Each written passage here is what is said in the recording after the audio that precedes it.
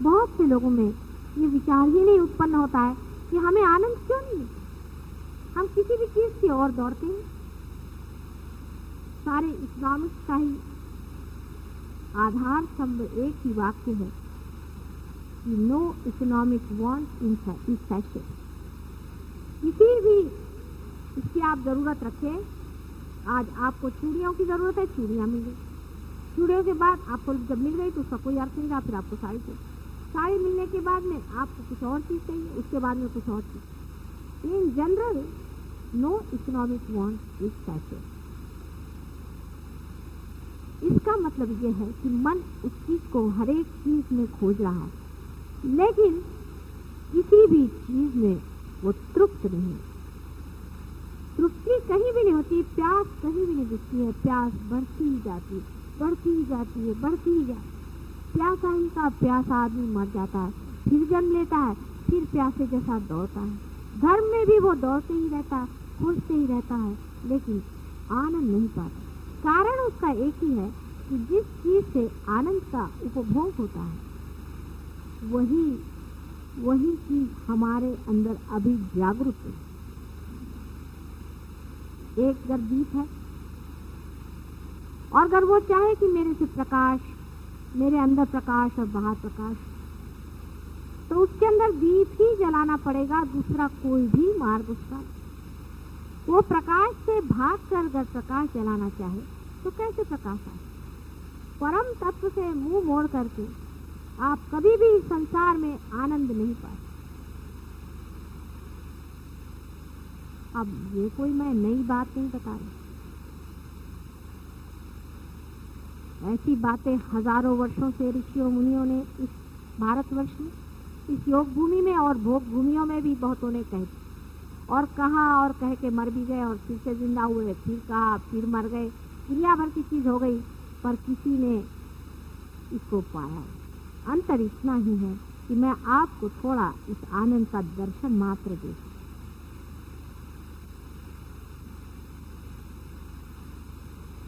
इस आनंद को पाने के लिए आपको थोड़े से अपने दर्शन होंगे। जो आपके अंदर आनंद दे रहा है वो आप अपने स्वयं हैं और उसके दर्शन देने की पात्रता आपने स्वयं ही सीखी। सिर्फ मैं इतना ही करती हूँ कि जरा आपका शीशा पोंछ देती हूँ।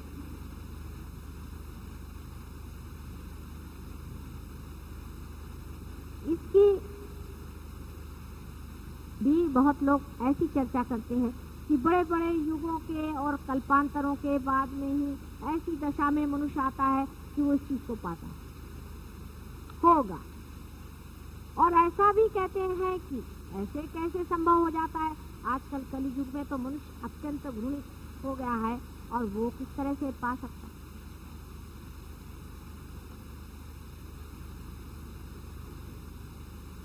अब इस पे जवाब ऐसा ही देना चाहिए कि इसी कलि युग में अगर हम चंद्रमा पर जा सकते हैं तो हो सकता है कि अपने अंतरतम में भी चले। कोई ऐसी करुणा ही स्वयं उतर आए कि आप लोग इस दशा में आ जाए। क्यों नहीं हो सकता? आखिर इतने दिनों से जो आप घंटियां बजा रहे थे और आरतियां उतार रहे थे और आवाहन पे आवाहन हो रहे थे, हजारों देवताओं के जो पूजन हुए थे और जो मस्जिदों में बुलंद आवाज से परमेश्वर को पुकारा जा रहा था, वो क्या कोई सुनने वाला कोई बहरा था जो कभी सुन ही नहीं सकता? या तो एकदम वो बहरा ही था या आप एकदम ही मूर्ख थे। और अगर सुनवाई हो गई हो और अगर समझ लीजिए कोई इंतजामात हो गए हो तो उसमें इतनी शंका करने की क्या जरूरत है? आपकी गठरी से मैं कुछ लेती नहीं हूँ, आपसे मैं कुछ मांगती नहीं हूँ, आप ही मैं आपको जगा रही हूँ, आप ही की शक्तियाँ आप में दे रही हूँ। लेकिन मनुष्य बड़ा विचित्र, जो आपकी सारी पावर्स और शक्तियाँ खींच ले और अपने वश में करके आपको नचाए, ऐसा आदमी आपको पसंद आता है। जो जन्म जन्मांतर तक आपको लूटता रहे, आपके पैसे, आपकी इज्जत, आबरू, उसके पीछे भागना आपको पसंद आता है। बड़ा अजीब मनुष्य का मन है। हजारों आदमी ऐसे आदमी के पीछे भागते हैं जो पूरी तरह से आप पर छाकर और आपको एकदम ही गिरा देता है और छोटा सा नगण्य बना करके और जन्म जन्मांतर के लिए आपको शापित कर देता है। ऐसे आदमी की तरफ दौड़ बड़ी जल्दी होती है और जो आपकी की स्थापना करने के लिए और आपके ही पूजन के लिए बैठा है, उधर आंख नहीं उठती इंसान।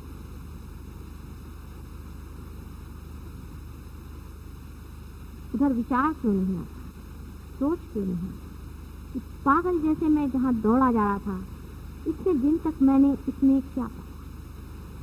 इस चीज में मैंने कौन सी ऐसी शक्ति पाई है जो मेरी अपनी स्वयं? गुरु वही है जो आपके अंदर आपकी शक्ति का सृजन करे और आपको अपने से परिचित करे, वही गुरु है।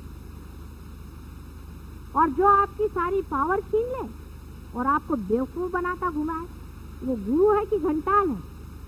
आपको खुद सोचना चाहिए। मानव के अंदर कुछ ऐसे विचित्र दोष मैं देखती हूँ कि बड़ा आश्चर्य है। हो सकता है कि हमारे लिए मानव का समझना मुश्किल जाता है, जैसे मानव को हमारी ओर देखना मुश्किल जाता है। हो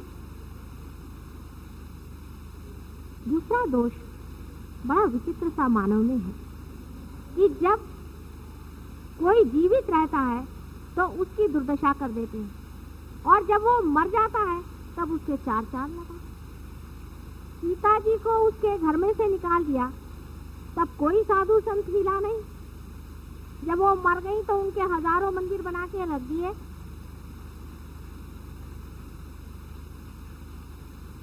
क्राइस्ट को क्रॉस पे चढ़ा दिया।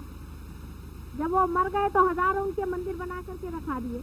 समझ में नहीं आता, जिस वक्त वो जीवित थे सब आंखें सब क्या खत्म हो गई, कोई जान ही कार नहीं रहा। अरे उनको जानने वाले कम से कम एक दो तो आदमी थे, उनकी भी बात नहीं सुनी। उन्होंने कमाल करके दिखाया, वो भी नहीं देखा और उनको उठाकर क्रॉस पे डाल दिया। मोहम्मद साहब का हाल वही हुआ, ज्ञानेश्वर जी का हाल दूसरा हुआ। अब जब वो मर गए तो उनके 50 मंदिर इस बंबई शहर में बना डाले। मानव को समझना बड़ा कठिन।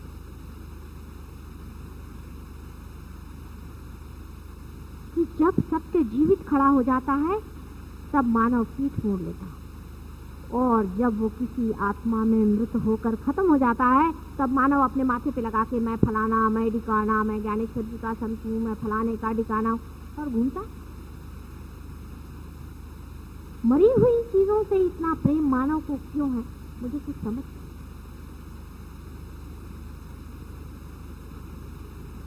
जो विनाशी चीजें हैं उससे क्यों इतना प्रेम मनुष्य करता है?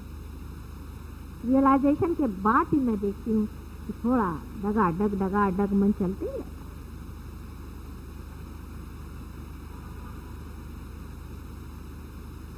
मृत में, किसी भी मृत वस्तु में, जड़ वस्तु में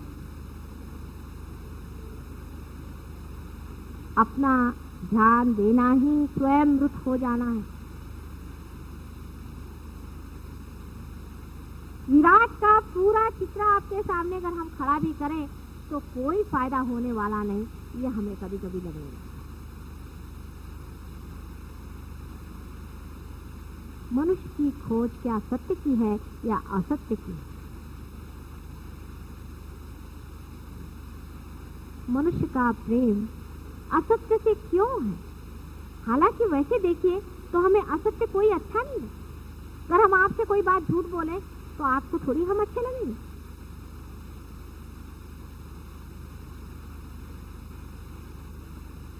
लेकिन सूक्ष्म से सूक्ष्मतर मनुष्य अपने को अगर जांचे तो ये देख सकता है कि उसमें जड़ के और मृत के और ध्यान बहुत अधिक है, बहुत ही अधिक है।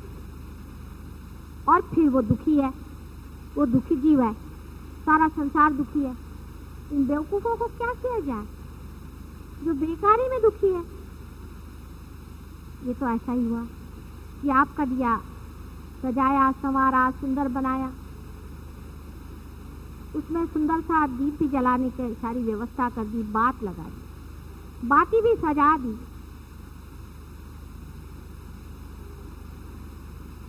और दीप भी जला दिया, तो भी आप दुखी हैं, अंधेरे में हैं। इस पर गौर करना होगा, इस पर सोचना होगा। संसार में बहुत बड़ा घनघोर संग्राम चल रहा है। जो संग्राम आपने काली के अवतार में सुना था, उससे महाभयंकर संग्राम आज संसार में चल रहा है। इसमें जिसकी जीत होगी वही निर्धार करेगा कि सृष्टि का सृजन पूरा होगा या खत्म होगा। एक तरफ तो पूरी तरह से राक्षस और उनकी सेनाएं तैयार बैठी हुई हैं, अधिकतर तो मृतावस्था में ही वो हैं, और कुछ राक्षसों ने जन्म लिया हुआ है। क्या हमें उन लोगों का साथ देना है?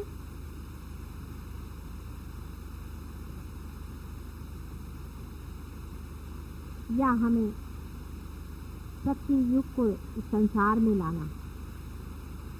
बहुत से लोग मुझसे कहते हैं, इस देश की गरीबी कैसे दूर होगी? आपके बकवास से दूर होगी क्या? वियतनाम का युद्ध कैसे बंद होगा? आपकी चिंता से बंद होगा क्या? नहीं होगा ना। ये तो इसकी आप बातचीत कर रहे हैं कि आप असलियत से अपना मन हटाएं। जो युद्ध वियतनाम में है वो आपके अंदर भी हो रहा है। जो अमीरी गरीबी की बातचीत है वो आपके अंदर भी हो रही है। आप अगर अमीर होना चाहें तो अपने अंदर हो सकते हैं, और गरीब दरिद्र होना चाहें तो अपने अंदर हो सकते हैं। जिस देश की आत्मा ही दरिद्री हो जाए, वो देश अमीर कैसे हो सकता है?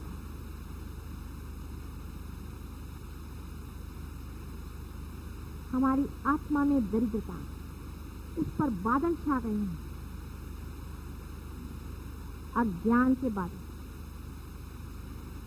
जिसको कि मैं नेगेटिविटी कहती हूँ, उसके बादल छाए इस सारे संसार पर सबसे ज्यादा इस देश पर मैं देखती हूँ कि सारे भूत यहीं पर आए, उनको और कोई जगह नहीं मिली, और तुम लोग अपने हृदय में उसको स्थान दिए बैठे हुए हैं।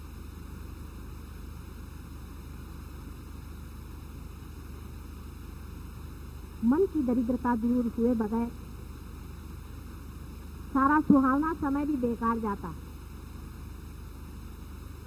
ऐसे ऐसे राक्षसों को आपने हृदय में स्थान दिया है इस देश में कि राक्षसों का नाश कर भी नहीं सकते, क्योंकि उनके सारे निशाचर आपके अंदर घुसे पड़े हुए हैं। उनका अगर नाश करें तो उनके निशाचर आपको फाड़ खा जाए। जिस दिन आप लोग उनको निकाल फेंकेंगे, उसी दिन सबका ठिकाना हो जाएगा अपने आप। लेकिन पहली बात तय कर लें कि हमें परम तत्व को पूरी तरह से, पूरी सच्चाई के साथ जानना है। इससे बढ़ के संसार में कोई धन संपत्ति नहीं। परम धन वही है, सारे परम आनंद की उपलब्धि उसी में ही है। उसको पहले पा लीजिए। अपने मन को इधर से उधर करने की कोई जरूरत नहीं, बेकार की बातें लेकर के इस देश की गरीबी कैसे दूर होगी। तो आप प्राइम मिनिस्टर ऑफ इंडिया हैं, जो आप सब चीज का ठेका लिए बैठे हैं।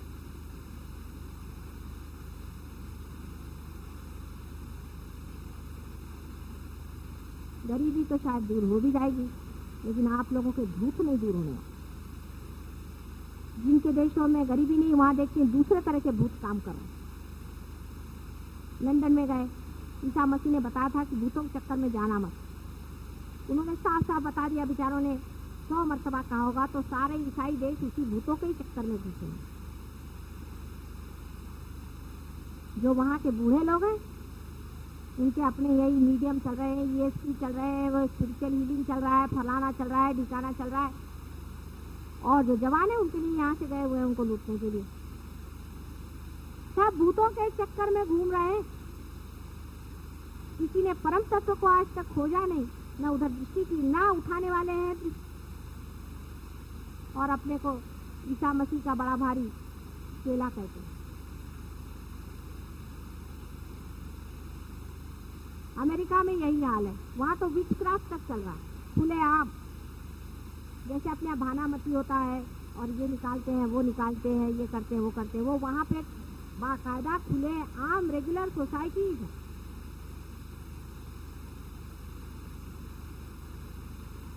अपने यहाँ उसका नाम धार्मिक और भगवान बन के लोग करते हैं, क्योंकि अपने यहाँ डबल स्टैंडर्ड है ना, ढोंग बहुत है।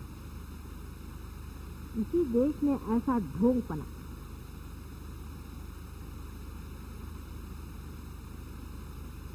हम लोगों को ढोंग को तो चाक करना आता नहीं, सत्य को क्या करें। ऐसा ढोंग इन लोगों ने रचा हुआ है, इन भोंदुओं के पीछे में आप लोग आंख मूंद करके भागे चले जा रहे।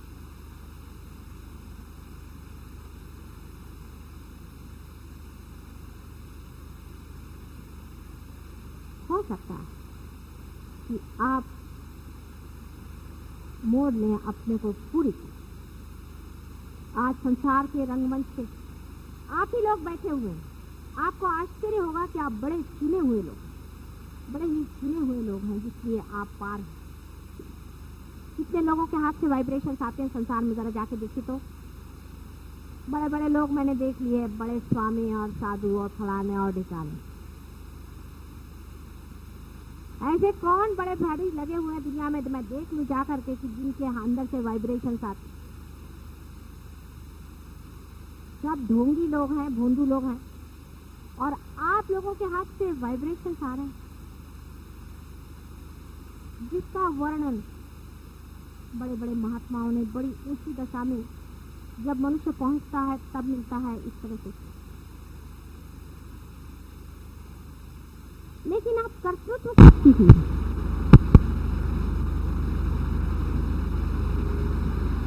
कुछ करके दिखाना है, ये बात है। मैं देखती हूँ, मुझे बड़ा आश्चर्य लगता है और पतन हो जाता है। चालाकी का, चालाकी से धर्म कभी नहीं अंदर खड़ा हो सकता। और मेरे साथ चालाकी, सारी चालाकी आई कहाँ से? मेरे पेट से आई है।